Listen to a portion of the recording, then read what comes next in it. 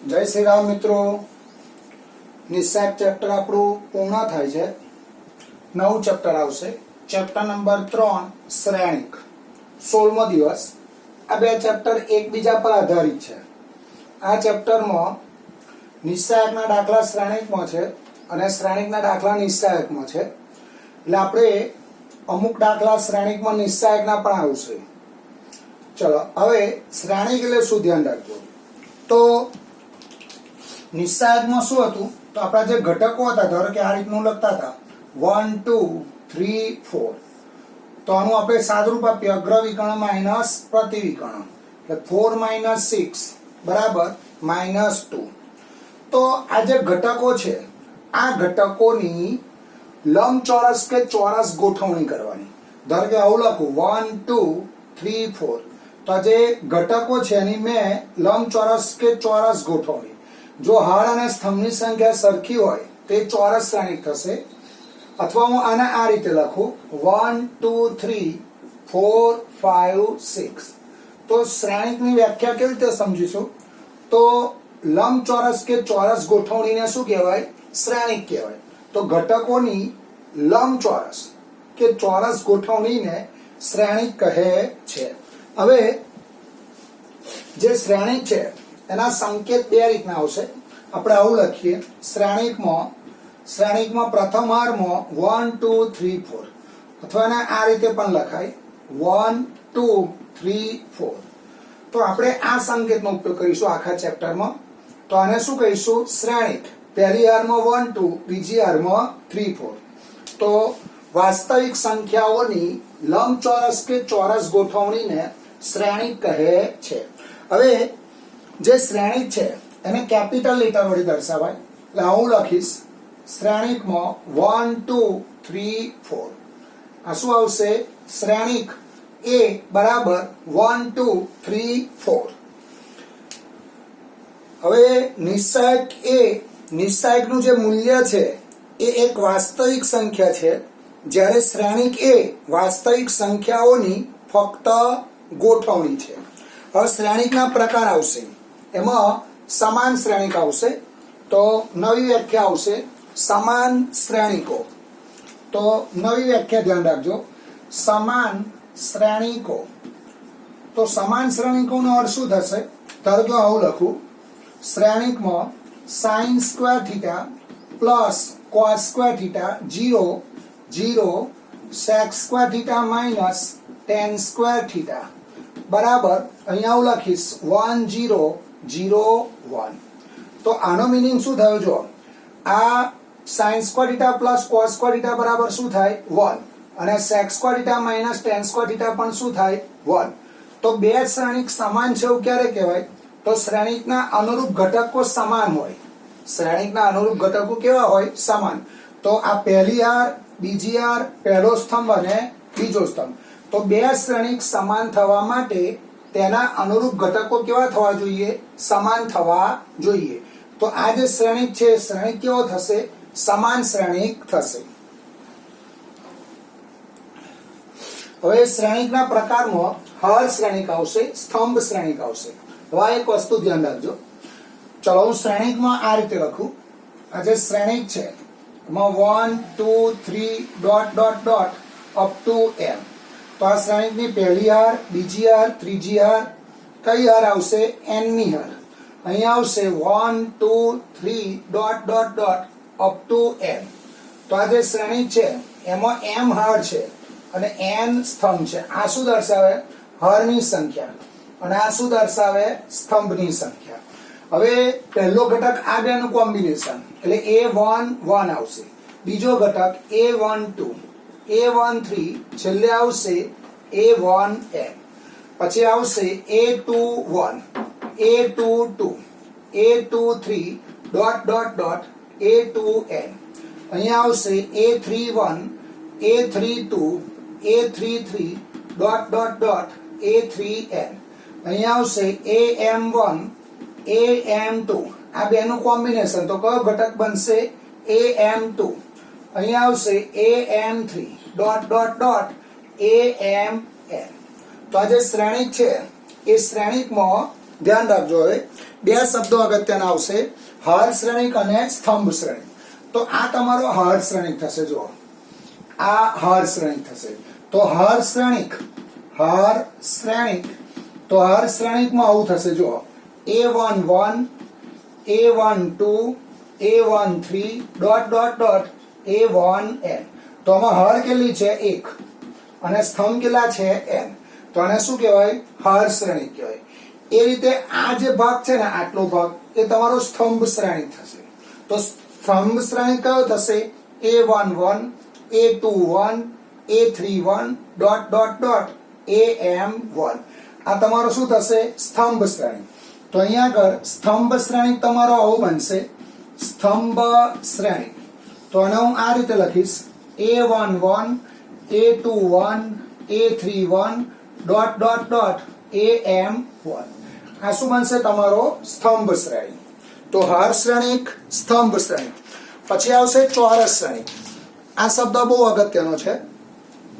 હવે ચોરસ શ્રેણિક એટલે શું? આ વ્યાખ્યા પરીક્ષામાં પૂછવાની નથી, તમારે ખાલી એને સમજવાની છે. ચોરસ શ્રેણિક એટલે શું? તેમાં હર અને સ્તંભની સંખ્યા સમાન હોય. ચોરસ શ્રેણિકમાં હર અને સ્તંભની સંખ્યા કેવી હશે? સમાન હશે. ધારો કે આવું લખું, A બરાબર શ્રેણિકમાં ચોરસ શ્રેણિક. તો અહીંયા આવું લખું 1 2 3 4. તો આ જે શ્રેણિક છે એમાં 2 હર અને 2 સ્તંભ છે. તો ચોરસ શ્રેણિકમાં હર અને સ્તંભની સંખ્યા કેવી હશે? સરખી હશે. ધારો કે આવું લખું 1 2 3 4 5 6 7 8 9. તો આ જે શ્રેણિક છે એમાં 3 હર અને 3 સ્તંભ છે. તો આપેલ બંને શ્રેણિક કેવા થશે? ચોરસ શ્રેણિક થશે. તો ચોરસ શ્રેણિકને કેવી રીતે સમજીશું? તો ચોરસ શ્રેણિકમાં હર અને સ્તંભની સંખ્યા કેવી હશે? સમાન હશે. પછી આવશે વિકર્ણ શ્રેણિક. વિકર્ણ શ્રેણિક. હવે આ ધ્યાન રાખજો, વિકર્ણ શ્રેણિક. વિકર્ણ શ્રેણિક. તો વિકર્ણ શ્રેણિકમાં હું પહેલી વ્યાખ્યા લખું પછી સમજાવું. જો ચોરસ શ્રેણિક, જો ચોરસ શ્રેણિક, એ શ્રેણિક પહેલો ચોરસ તો હોવો જ જોઈએ એમ. વિકર્ણ માટે એ શ્રેણિક કેવો હોવો જોઈએ? ચોરસ. જો ચોરસ શ્રેણિક A બરાબર AIJ M/n, આ હર દર્શાવનાર સ્તંભ દર્શાવે, માં I not equal to J, માટે AIJ બરાબર 0 હોય તો કેપિટલ A ને વિકર્ણ શ્રેણિક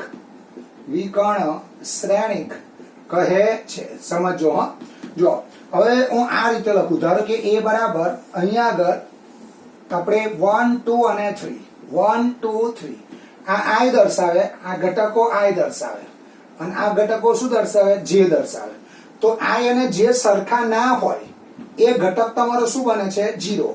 તો આ 1 અને 2 સરખા નથી એટલે એ ઘટક 0. 1 અને 3 સરખા નથી એ ઘટક 0. 2 અને 1 સરખા નથી એ ઘટક 0. 2 અને 3 સરખા નથી એ ઘટક 0. 3 અને 1 સરખા નથી એ ઘટક 0. 3 અને 2 સરખા નથી એ ઘટક 0. આ શ્રેણિક ધારો કે અહીંયા આગળ 4 5 6 છે. તો આ વિકર્ણ શ્રેણિક 4 5 6 થશે. વિકર્ણ એટલે ડાયગોનલ. તો આને આવું લખાય, ડાયગોનલ 4 5 6. અને દર્શાવવું હોય તો આ રીતે દર્શાવે, વિકર્ણ શ્રેણિક 4 5 6. તો વિકર્ણ શ્રેણિકમાં શું થશે? તો I અને J સરખા ના હોય એ માટેનો ઘટક શું બની જશે? 0. તો શ્રેણિક A બરાબર AIJ M/n. તો એ શ્રેણિક ચોરસ શ્રેણિક છે જેમાં હર અને સ્તંભની સંખ્યા સમાન છે, અને એમાં I અને J કેવા હોવા જોઈએ? સરખા હોવા જોઈએ નહીં. તો I અને J સરખા ના હોય એ ઘટક શું બને છે? 0. તો એને શું કહીશું? વિકર્ણ શ્રેણિક કહેવાય. એને ઇંગ્લિશમાં ડાયગોનલ, વિકર્ણ એટલે ડાયગોનલ. તો ડાયગોનલ 4 5 6 વડે દર્શાવાય. પછી આવશે શૂન્ય શ્રેણિક. હવે શૂન્ય શ્રેણિક આપણે આમ નામ 0 લખીએ, 2 + 0 તો શું થાય? 2. તો શૂન્ય શ્રેણિક એટલે આમાં બધા ઘટકો શૂન્ય હોય. ધારો કે આવું લખું 0 0 0 0. તો આ જે શ્રેણિક છે એ શૂન્ય શ્રેણિક, અને આ રીતે દર્શાવાય. શૂન્ય શ્રેણિક એટલે આમાં બધા ઘટકો શું હોય? શૂન્ય. તો આને શું કહીશું? શૂન્ય શ્રેણિક. અને આ રીતે પણ સંકેતમાં દર્શાવાય. આ રીતે પણ દર્શાવાય, આ રીતે પણ દર્શાવાય, શૂન્ય શ્રેણિક. ચલો હવે શ્રેણિકો પરની પ્રક્રિયા. હવે આ બધા દાખલા આપણે જ્યારે ગણીશું એમાં વધારે સમજીશું, પણ અહીંયા હું તમને સમજાવી દઉં. શ્રેણિકો પરની પ્રક્રિયાઓ. શ્રેણિકો પરની પ્રક્રિયાઓ એમાં છે a પ્લસ બી બરાબર b પ્લસ a. એ શ્રેણિક કોઈ પણ બે શ્રેણિક માટે a પ્લસ બી કરો તો શું થાય? b plus a. બંને શ્રેણિક ચોરસ શ્રેણિક હોવા જોઈએ. પછી a માઇનસ બી, તો જ્યારે જ્યારે માઇનસ આવે તો આપણે એને પ્લસ ઓફ માઇનસ લખીશું, એટલે a પ્લસ માઇનસ બી. એટલે જ્યારે બે શ્રેણિકની બાદબાકી કરીએ તો બાદબાકી કરતા પહેલા અહીંયા શું લાવવાનો? પ્લસ. એટલે a પ્લસ માઇનસ બી. પછી a plus b plus c બરાબર a plus b plus c. તો તમારા જે ચોરસ શ્રેણિકો છે એમાં a plus b plus c બરાબર a plus b plus c. પછી k into a plus b. સમાન શ્રેણિક એટલે હર અને સ્તંભની સંખ્યા કેવી હોવી જોઈએ? સરખી. તો આના અંદર ગુણો તો ka પ્લસ kb. આ k કોઈ અચળ સંખ્યા છે. પછી આવશે k plus l into a બરાબર k into a plus l into a. ચલો હવે દાખલા આવશે, ધ્યાન રાખજો. સ્વાધ્યાય પહેલો દાખલો. હવે હું આ ચેપ્ટરમાં દાખલાના નંબર આપીશ, ધ્યાન રાખજો. એટલે તમને જે ફોટોકોપી મૂકું છું એમાં દાખલાના નંબર ખબર પડે. ચલો પહેલો દાખલો 3.1 નો દાખલા નંબર 8. એમાં આવું આપેલું છે, જો a બરાબર aij m બાય n ચોરસ શ્રેણિક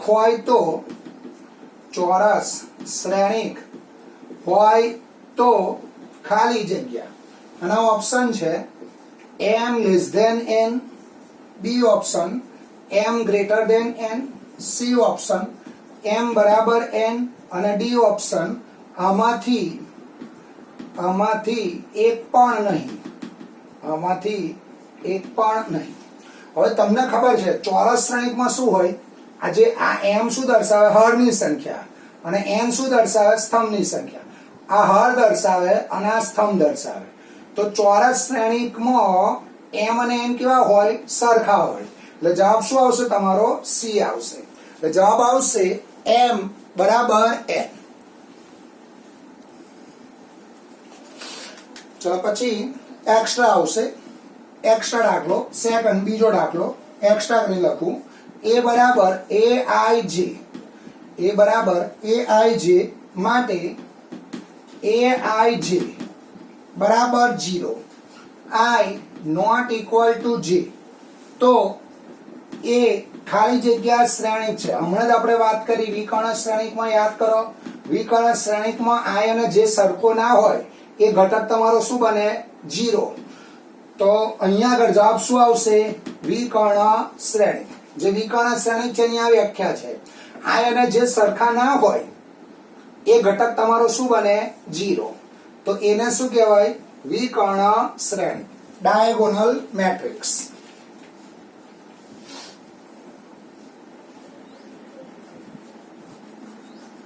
ચલો પછી ત્રીજો દાખલો ધ્યાન રાખજો. હવે આવા દાખલા પરીક્ષામાં પૂછાતા નથી, પણ આપણે એને સમજીશું આ રીતે. ત્રીજો દાખલો 3 કારખાના, દાખલા નંબર 3, ઉદાહરણ 1. આ બે પેર આવશે આખા ચેપ્ટરમાં, નંબર અને ચોપડીનો નંબર. 3 કારખાના 1, 2 અને 3 ના પુરુષ અને સ્ત્રી કર્મીઓની સંખ્યા ને લગતી માહિતી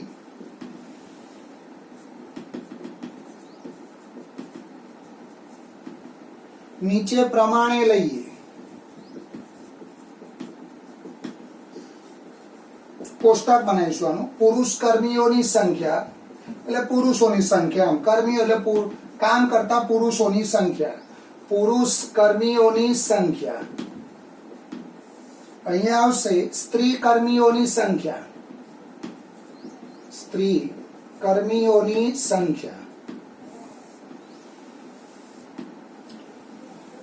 ચલો અહીંયા આવશે 1 2 અને 3.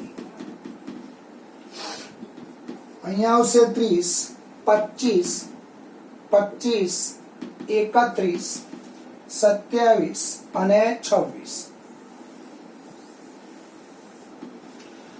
ઉપરની માહિતીને 3/2 શ્રેણીકમાં રજૂ કરો. ત્રીજી હાર અને બીજા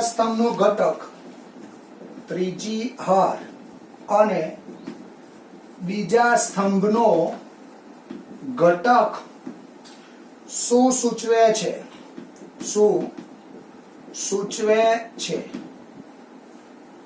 હવે આપણે આને શ્રેણિક સ્વરૂપમાં લખવાનું.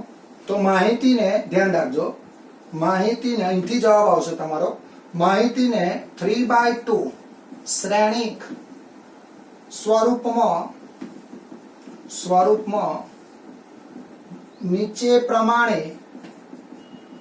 પ્રમાણે રજૂ કરી શકાય. આ જે માહિતી છે, માહિતીને 3/2 શ્રેણિક સ્વરૂપમાં નીચે મુજબ રજૂ કરી શકાય.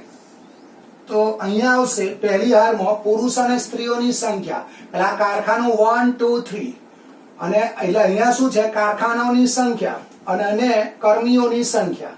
તો જે પહેલું કારખાનું છે એમાં પુરુષોની સંખ્યા 30 25, અહીંયા આવશે 25 31 27 અને 26. હવે આગળ શું કહે છે? જો ત્રીજી હાર, એટલે આ ત્રીજી હાર થઈ તમારી. ત્રીજી હાર અને બીજો સ્તંભ, તો આ બીજો સ્તંભ થયો. તો ત્રીજી હાર અને બીજા સ્તંભનો ઘટક શું સૂચવે છે? જોવા જોઈએ. આ 26 શું સૂચવે છે? તો ત્રીજી હાર અને બીજા સ્તંભનો ઘટક કારખાના 3. આ કયું કારખાનું છે? ત્રીજું કારખાનું. તો ત્રીજી હાર અને બીજા સ્તંભનો ઘટક કારખાના 3 ના સ્ત્રીઓની સંખ્યા રજૂ કરે છે. એટલે આ શું રજૂ કરે? જે કારખાનું 3 છે, ત્રીજું કારખાનું છે, એમાં 26 શું દર્શાવે? સ્ત્રીઓની સંખ્યા. હવે દાખલા પૂછાતા નથી, પણ ખાલી આમ સમજવા માટે છે.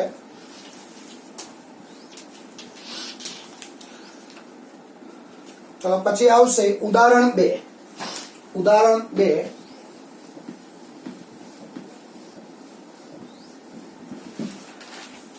2. જો કોઈ શ્રેણિકમાં, દાખલા નંબર 5, જો કોઈ શ્રેણિકમાં બરાબર 8 ઘટકો હોય તો તેમની શક્ય કક્ષાઓ. હવે કક્ષા એટલે શું? ધ્યાન રાખજો. હાર અને સ્તંભની સંખ્યા. કક્ષા એટલે હાર અને સ્તંભની સંખ્યા. શક્ય કક્ષાઓ કઈ હશે? એટલે જો કોઈ શ્રેણિકમાં બરાબર 8 ઘટકો હોય તો તેની શક્ય કક્ષાઓ કઈ કઈ હોય એમ. તો ધ્યાન રાખજો, 8 ઘટકો હોય તેમાં એક હાર હોય અને 8 ઘટક હોય. એટલે હારની સંખ્યા 1 હોય અને સ્તંભની સંખ્યા 8 હોય. પછી 8/1 થાય, 4/2 થાય અને 2/4 થાય. ધારો કે આ 4/2 એટલે આવું લખાય. જો 4 એટલે અહીંયા 1 2 3 4 અને અહીંયા આગળ 1 2. તો આના ઘટકો લખીએ આપણે A B C D E F G H. તો આ જે શ્રેણિક છે, શ્રેણિકમાં બરાબર 8 ઘટકો થઈ ગયા. તો આ ઘટકો કેટલા થયા? 8. એટલે શ્રેણિકમાં બરાબર 8 ઘટકો છે. તેની શક્ય કક્ષા કઈ થાય? 4/2. એટલે આમાં હાર કેટલી છે? 4 અને સ્તંભ કેટલા છે? 2. તો એવા 8 માટે કેટલા પરિણામ આવશે? 4. તો એમાં એક હારમાં હાર 1 હોય અને સ્તંભ 8 હોય. ધારો કે આવું લખાય. જો 1 2 3 4 5 6 7 8. આમાં હાર કેટલી છે? 1 અને સ્તંભ કેટલા છે? 8. એવું 8/1 પણ લખી શકાય, એવું 4/2 પણ લખાય અને 2/4 પણ લખી શકાય. એટલે જવાબ આપણો આ રીતે આવશે. જો કોઈ ચોરસ શ્રેણિકમાં બરાબર 8 ઘટકો હોય તો તેમની શક્ય કક્ષાઓ બરાબર 1/8, 8/1, 4/2, 2/4 થશે. શક્ય કક્ષાઓ શક્ય કક્ષાઓ ડબલ ડોટ આનો જવાબ આવો આવશે શ્રેણિકમાં જવાબ આ રીતે લખાય જો શ્રેણિકમાં બરાબર 8 ઘટકો હોય તો તેમની શક્ય કક્ષાઓ ડબલ ડોટ 1/8 8/1 4/2 તથા 2/4 થશે ચલો હવે 3.1 નો દાખલા નંબર 2 સ્વાધ્યાય 3.1 નો બીજો એક્ઝામ્પલ જો કોઈ શ્રેણિકને 24 ઘટકો હોય તો તેમની શક્ય કક્ષાઓ કઈ હોય હવે જો કોઈ શ્રેણિકને 24 ઘટકો હોય તો તેમની શક્ય કક્ષાઓ કઈ હોય તો આપણે એનો જવાબ લખીએ પહેલો જવાબ શ્રેણિકને 24 ઘટકો હોય તો તેમની શક્ય કક્ષાઓ ચલો પહેલું આવશે 24/1 એટલે હર માં ઘટકો કેટલા હોય 24 અને સ્તંભમાં 1 પછી 1/24 પછી આવશે 6/4 4/6 પછી 8/3 અને 3/8 એટલે જવાબ કેટલા આવશે 6 આવશે એટલે 6 રીતે આ રીતે આવશે પછી અહીંયા 2/12 અને 12/2 તો શ્રેણિકના 24 ઘટકો હોય તો તેમની શક્ય કક્ષાઓ 24/1 1/24 6/4 4/6 8/3 3/8 2/12 12/2 થશે હવે આગળ શું કહે છે જો તેને 13 ઘટકો હોય જો તેને 13 ઘટકો હોય તો તેની શક્ય કક્ષાઓ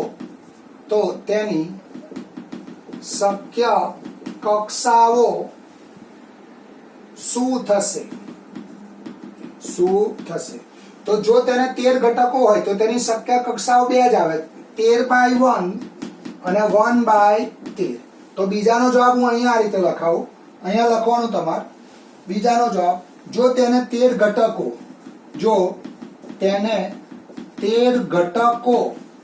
હોય તો શક્ય કક્ષાઓ 13/1 1/13 ચલો પછી 7મો દાખલો હોમવર્કમાં આવશે 7મો દાખલો એ નંબર છે 3.1 નો દાખલા નંબર 3 જો કોઈ શ્રેણિકને 18 ઘટકો હોય અહીંયા 24 ની જગ્યાએ શું છે 18 એની રકમ લખાવું તે 3.1 નો દાખલા નંબર 3 જો કોઈ શ્રેણિકને 18 ઘટકો હોય તો તેની શક્ય કક્ષાઓ કઈ હોય જો તેને 5 ઘટકો હોય તો શક્ય કક્ષાઓ શું થાય જો તેને 5 ઘટકો હોય તો શક્ય કક્ષાઓ શું થાય હવે 18 માટે જો એ 1/18 18/1 6/3 3/6 2/9 9/2 એટલે આટલો જવાબ આવશે અને 5 હોય તો 1/5 અને 5/1 આ પહેલાનો જવાબ છે આ બીજાનો જવાબ છે હવે ધ્યાન રાખજો એક્સ્ટ્રા દાખલો આવશે પહેલા આપણે 9મો દાખલો લઈએ જો 9મા દાખલામાં શું છે ધ્યાન રાખજો પ્રત્યેક ઘટક એક્સ્ટ્રા આવશે પ્રત્યેક ઘટક 0 અથવા 1 હોય એટલે મારો જે શ્રેણિક છે એ શ્રેણિકમાં કોઈ પણ ઘટક 0 હોય અથવા 1 હોય, આ બે સિવાયનો જ આ બે જ ઘટક હોય, કાં તો 1 હોય કાં તો 0 હોય, એ સિવાયનો કોઈ ઘટક નથી. એટલે પ્રત્યેક ઘટક 0 અથવા 1 હોય તેવા 2x2 કક્ષાવાળા શ્રેણિકોની સંખ્યા ખાલી જગ્યા. હવે સમજો તો શ્રેણિકોની સંખ્યા હવે પ્રત્યેક ઘટક 0 અથવા 1 હોય. હવે 2x2 શ્રેણિક એટલે મારું જે શ્રેણિક છે એમાં બે હાર અને બે સ્તંભ છે. જો એટલે આ જે શ્રેણિક છે 2x2 હોય. હવે આ સ્થાન કેવી રીતે ભરાય? આ સ્થાન બે રીતે ભરાય. અહીંયા 0 મુકાય કાં તો 1 મુકાય. એ રીતે આ સ્થાન પણ કેવી રીતે ભરાય? 0 મુકાય કાં તો 1 મુકાય. આ સ્થાન 0 અથવા 1 મુકાય. અહીંયા પણ શું મુકાય? 0 અથવા 1 મુકાય. તો આવા કેટલા શ્રેણિકો બને? કેટલા શ્રેણિકો બનશે? જો તો આ સ્થાન બે રીતે ભરાય, આ સ્થાન બે રીતે ભરાય, આ સ્થાન બે રીતે ભરાય અને આ સ્થાન બે રીતે ભરાય. તો આધાર સરખા, ઘાતાંકનો સરવાળો, તો જવાબ કેટલો આવશે? 16. હવે 16 કેવી રીતે આવે? જો તો જે શ્રેણિક છે એમાં ઘટકો કયા છે? 0 અને 1. તો પહેલા 8 0 લખું, પછી 8 1 લખું, પછી 4 0 લખું, 4 1 લખું, 4 0 લખું, 4 1 લખું, પછી 2 0 લખું, 2 1 લખું, 2 0 2 1 2 0 2 1 2 0 2 1, પછી 0 1 0 1 0 1 0 1 0 1 0 1 0 1 0 1. જો તમારા 16 શ્રેણિક જે શ્રેણિકોની સંખ્યા છે એ કેટલી થઈ ગઈ? 16 થઈ ગઈ. ધારો કે આ શ્રેણિક છે તો આ શ્રેણિકને આ રીતે દર્શાવાય 0 0 0 0. પછી આ જે શ્રેણિક છે 0 0 0 1 તો આ રીતે લખાય 0 0 0 1. તો એવા શ્રેણિકોની સંખ્યા કેટલી આવશે? 16 આવશે. હવે જો અહીંયા 3x3 કયું હોય, 3x3 કયું હોય તો અહીંયા આગળ 9 આવશે. 2 ની 9 ઘાત આવે, કારણ કે દરેક સ્થાન કેવી રીતે ભરાય? બે રીતે ભરાય. એટલે અહીંયા આગળ આના પછીનો દાખલો 8મો દાખલો હવે લઉં. 8મો દાખલો એક્સ્ટ્રા છે. પ્રત્યેક ઘટક 0 અથવા 1 હોય તેવા 3x3 કક્ષાવાળા શ્રેણિકોની સંખ્યા. તો શ્રેણિકોની સંખ્યા તો 3x3 હોય એટલે દરેક ઘટક 3x3 એટલે આવું આવે. જો આ 1 2 3 4 5 6 7 8 9 આ ઘટક બે રીતે ભરાય, આ ઘટક બે રીતે ભરાય, આ ઘટક બે રીતે ભરાય, આ ઘટક બે રીતે 4 5 6 7 8 9. એટલે અહીંયા 2 ની 9 ઘાત એટલે શ્રેણિકોની સંખ્યા કેટલી થશે? 512.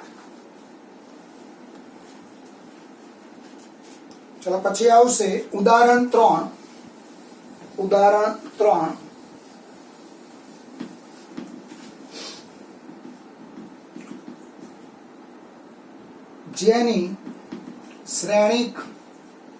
જેની શ્રેણિકના ઘટકો aij બરાબર 1/2 માનાંકમાં i-3j દ્વારા મળે તેવા 3/2 શ્રેણિકની